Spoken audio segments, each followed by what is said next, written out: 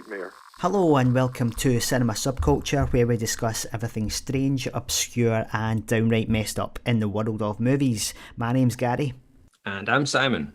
I'd just like to say, if you're listening to this episode, just make sure you've subscribed to the channel and give us a wee thumbs up on the video. That would be smashing. Be brilliant.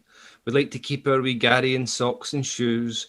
So, anything we can do to grow the channel would be brilliant. And who knows, one day you might even see our beautiful faces. Maybe even get a wee video up, Gary. What do you think? Would you be up for maybe. that? I know you're a camera shy boy and so am I, but I'd be up for it if you are. You may be thinking to yourself, why am I on YouTube listening to audio content? But bear with us, and if you give us a wee thumbs up, maybe. And a subscribe now. Coming soon, and a subscribe if you haven't already. Hit subscribe, and some good stuff potentially coming your way in the future. Thanks, guys. No, in all seriousness, we just wanted to kind of say that up front at the beginning of the podcast. We usually kind of give a little kind of shout out at the end, but we thought it made more sense maybe to put it up front. But we shall resume the show. So, Gary, what film are we talking about today again?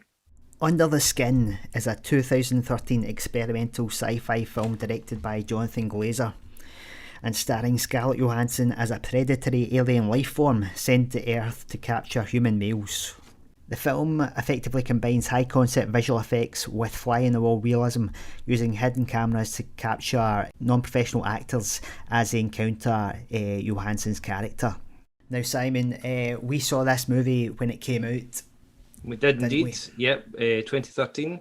We did I was going to say live, but it certainly wasn't live. But we did our instant reaction in one of our cars. I can't remember who was driving on the way back from the cinema.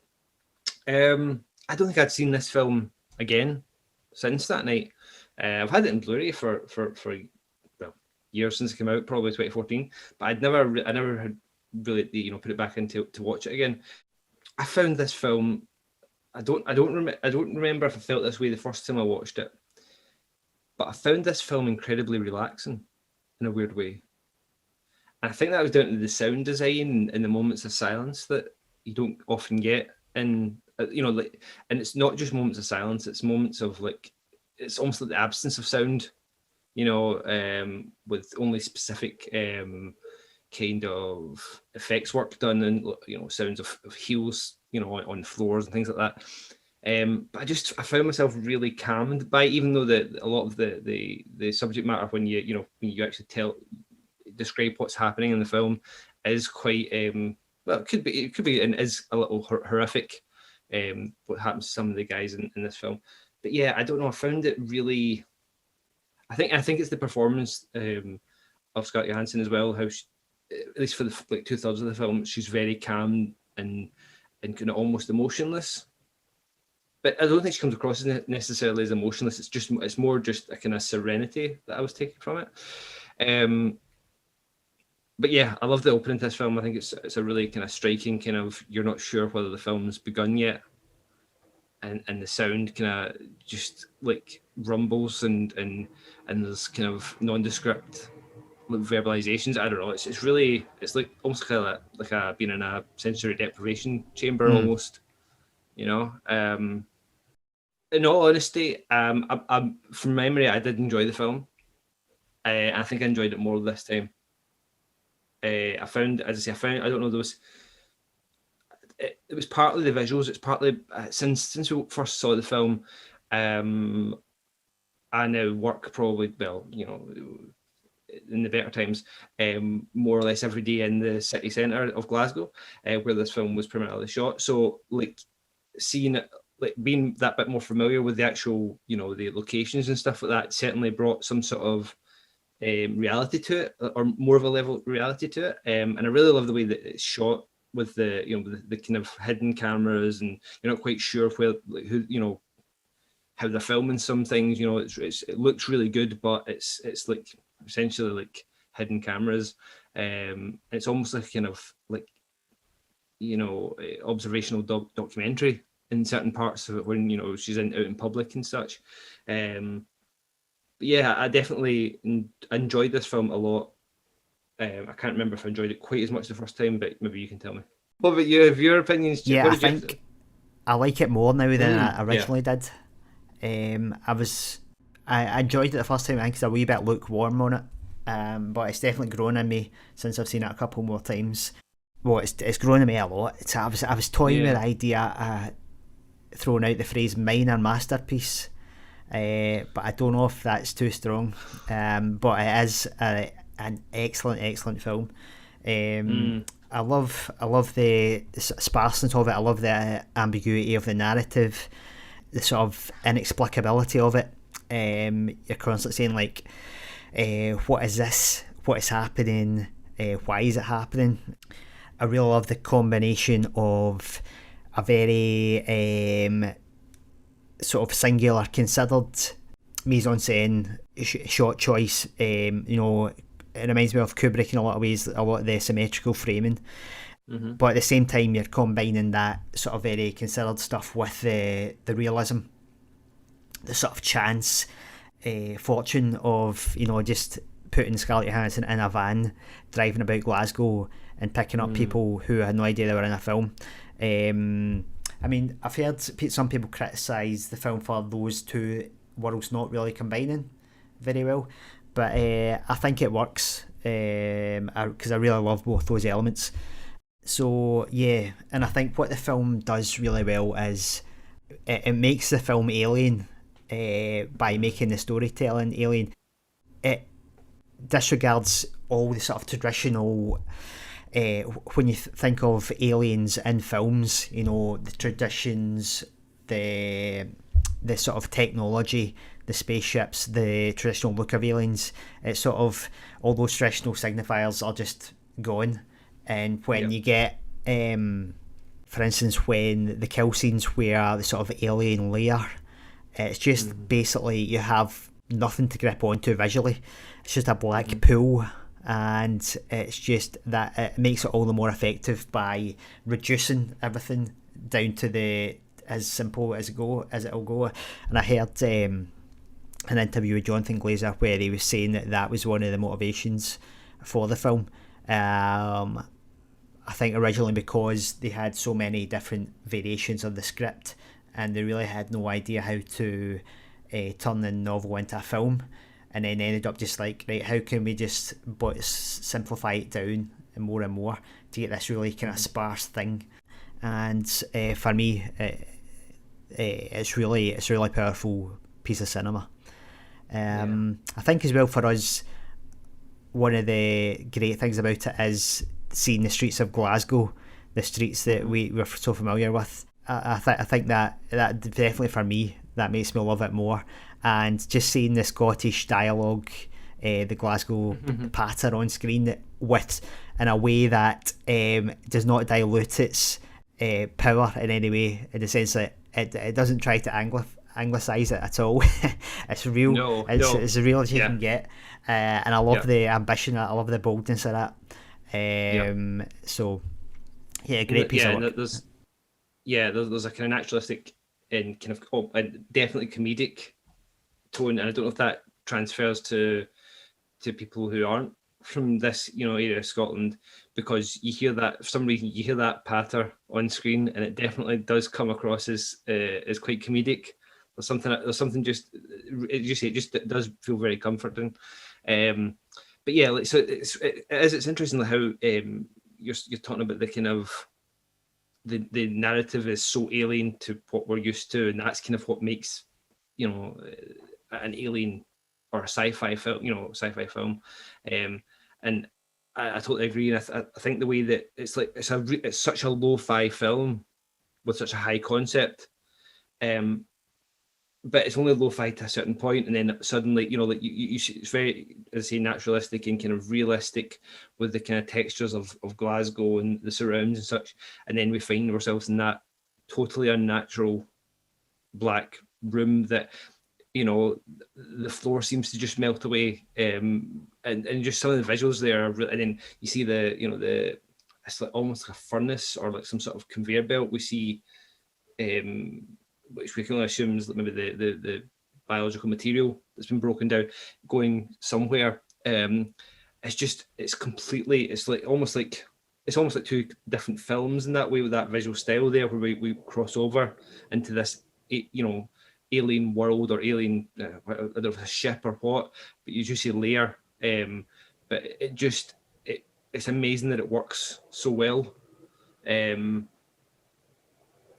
it is. It is. I think the masterpiece word was thrown out there, and I think so that even comes down to the sound design, as I said before, and the music choice. It's so subtly used, and there's almost nothing other than like a whine, I believe, up until after she picks up the first guy. Once she gets to picking up that first guy, and then he's just gone in an instant, and it's like suddenly this like note, this motif comes in, and it's just like, it's almost like Lynchian a little bit, when you're like, what's actually happened here? Are we just seen a time jump, or has something more sinister happened? There's a lot of there's parts of it that I was watching, and I think because of the sound design and the kind of the realism that's in the film, as in the kind of the documentary style, almost. I mean, it's not really, it's not shot like a documentary. I don't mean that. I just mean the kind of the following camera and the kind of hidden camera, and the kind of the actors not knowing they're being observed, that type of thing, right?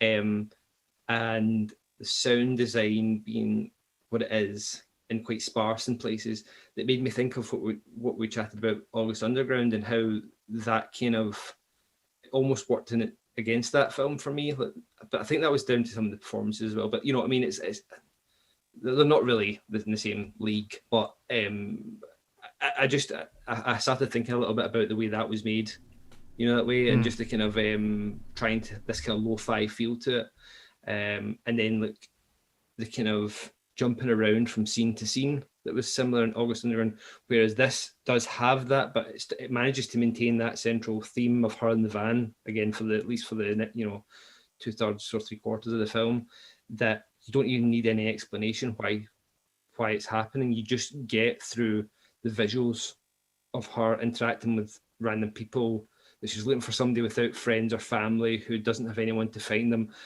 And she's very, you can see visually she doesn't want anything to do with anyone that's going to meet someone, or, has a partner or anything. It's just so well done and communicated with almost no dialogue, really, and certainly no narrative dialogue, and no exposition. You know what I mean? No, it's really, and even her turn near the end, where she's having what we assume is some sort of humanity discovered in herself.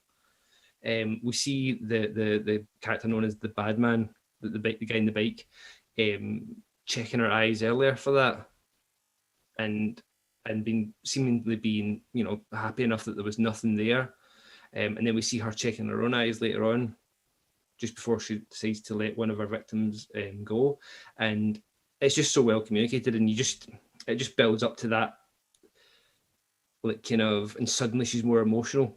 Or even though she's not being emotional, if you know what I mean, you can see that change in her, and she's kind of lost, whereas she was so focused before. But anyway, I think it's just so well done, with very little narrative, like nothing being pushed at you. You know what I mean? It's just what you see, and I think that's excellent. I think what is also remarkable about capturing the fly on the wall stuff is that, well, I think it should be noted that when she's picking up this sort of series of men in the streets of Glasgow, I think some of them are actors and some of them aren't, as far as I understand it. I think there's right. I think there's a couple of them. So you bear that in mind, but at the same time, it is crazy how they were able to take Scarlett Johansson and make her not Scarlett Johansson, make her invisible. Yeah, I mean, to an extent. Yeah, this was 2013, but she was still, and is now, but like still at the height of her fame. Like, you know what I mean? She was still a very famous person. But and the costume that she's wearing as well is noteworthy, because she almost looks alien, except she's wearing She's wearing a big fur coat, brown fur coat, and a sort of messy kind of wild black wig. So looks kind of out of time a little bit, doesn't she? So she kind of, even though it's an alien in disguise, she sort of still looks out of place in the modern world. The candid camera stuff, the hidden camera stuff, is done to a level where you don't really realise that it's hidden.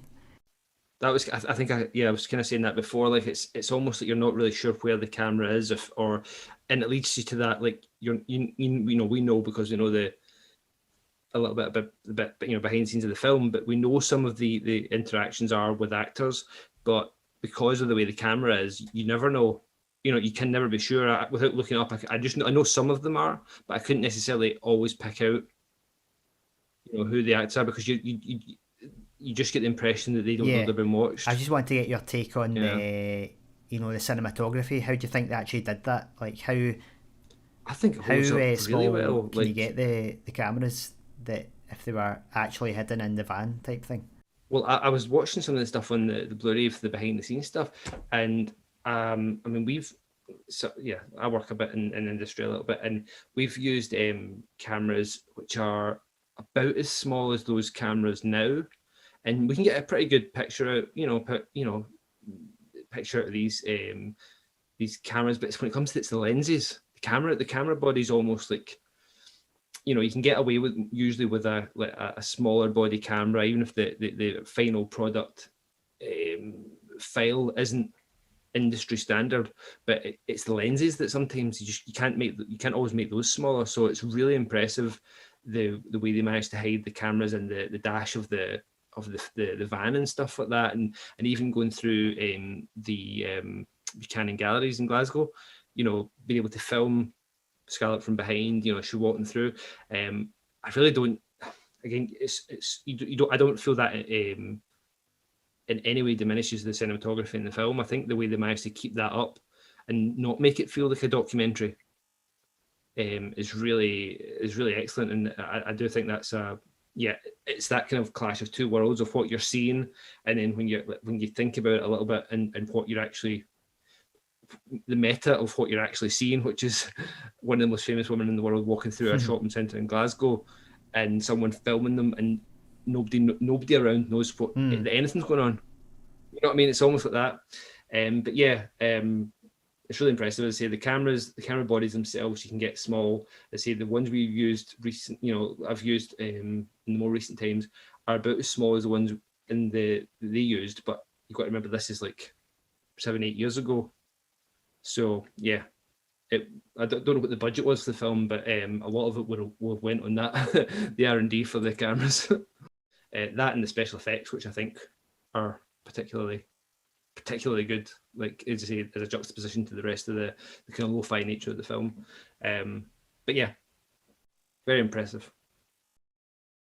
Can we go back to the beginning for a second? Because I thought about something when you were talking about the alien layer and how we've got this black nondescript room.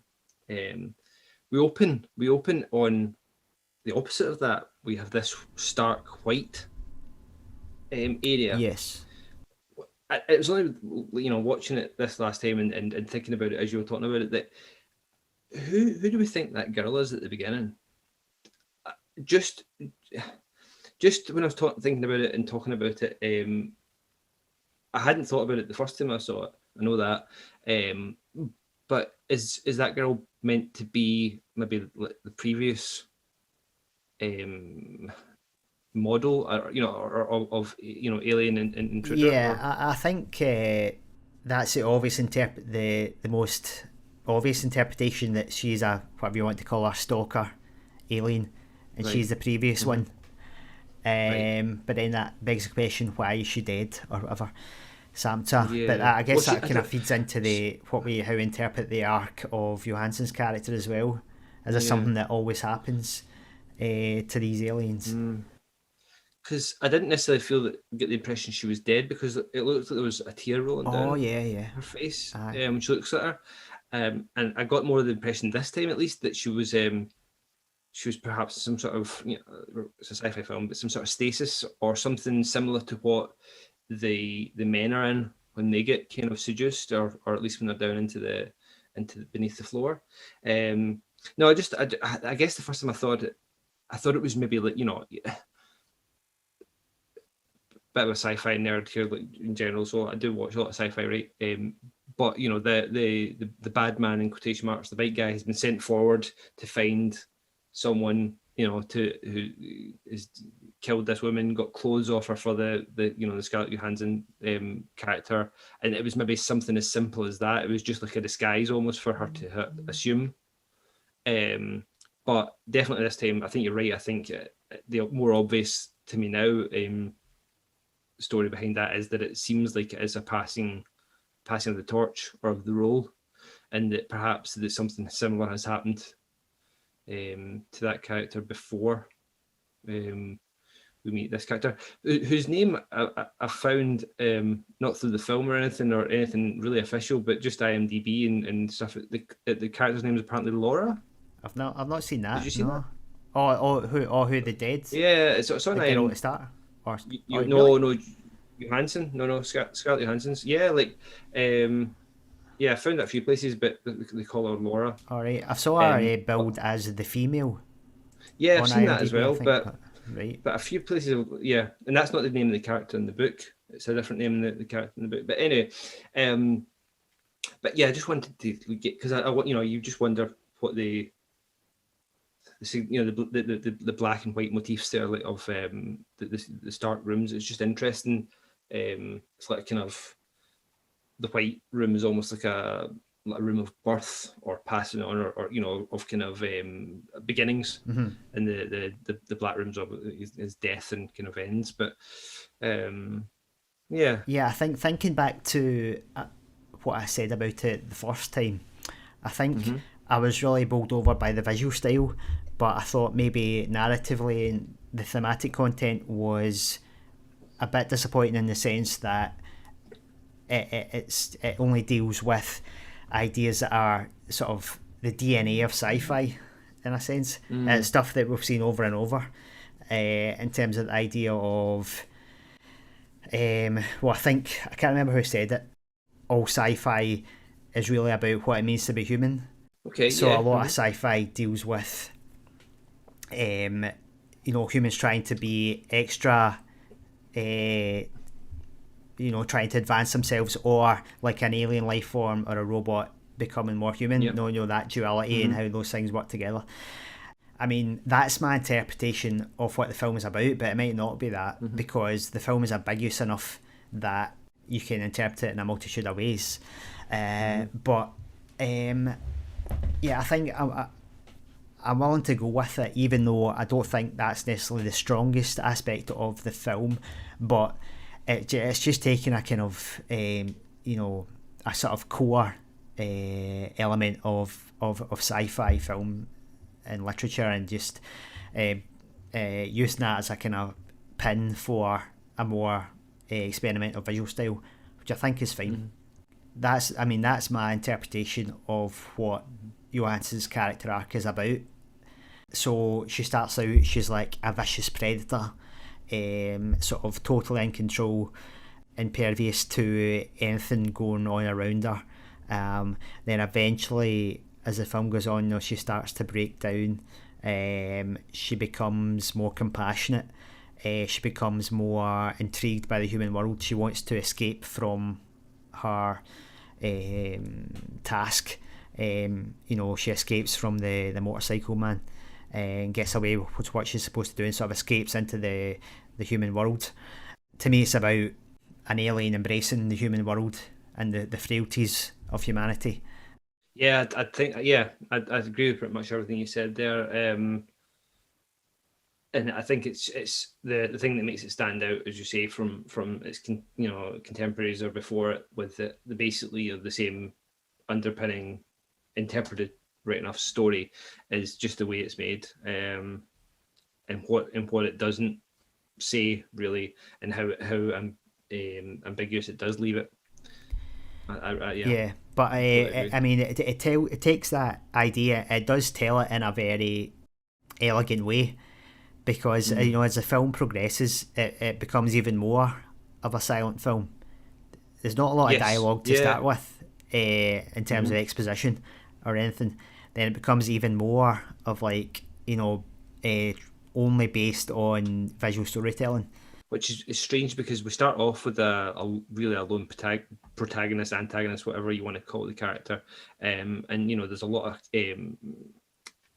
like, what am I trying to look? What's what I'm looking for? Supporting. There's a lot of supporting characters, right?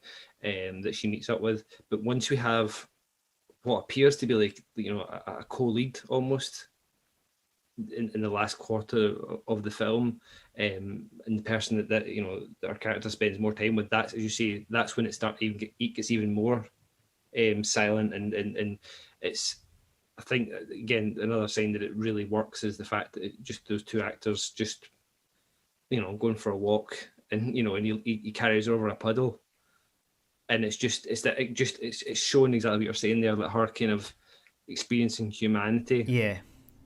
And as it's very strange. Yeah, I mean, maybe there's more to it than that, because it is strange that our character becomes, it flips. She becomes a prey. She becomes completely vulnerable. Can't even speak.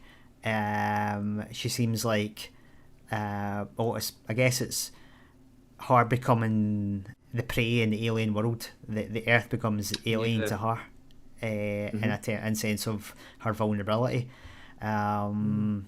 Yeah, I mean, they could have done that. You could have told that same story, but in a uplifting way, where she's happy about becoming human. But I think you've kind of hit it on the head there, because it is completely flipped, and she meets the guy that's in the forest, and he basically asks her very similar questions to what she was asking the men at the beginning. You just hear it yourself. Or where are you off to? I mean, I'm here myself. I'm just out for it is. You're right. It's exactly like that, and that's the. I mean, I'm not saying that's the point, but that's what they're going for there, isn't it? It's just that complete role reversal, and embracing some form of humanity that's kind of introduced that kind of weakness that she was preying upon. Initially, Okay, so that's our thoughts on Under the Skin. And if you want to see what we thought in our instant reaction after we saw the film, not that we can remember it, be sure to check out our video on Under the Skin instant reaction. Can't remember what episode of the podcast that was of the original run, but a quick search on the channel should throw it up. So you've been listening to Cinema Subculture. If you'd like more of this great content, please make sure to hit the subscribe button and give us a thumbs up, and even hit the notification bell. Sounds if you're like feeling crazy, hit that like bell, man. Ring that bell. Ring that bell, man. So thanks for listening. I've been Simon. I've been Gary. Do you know what that does?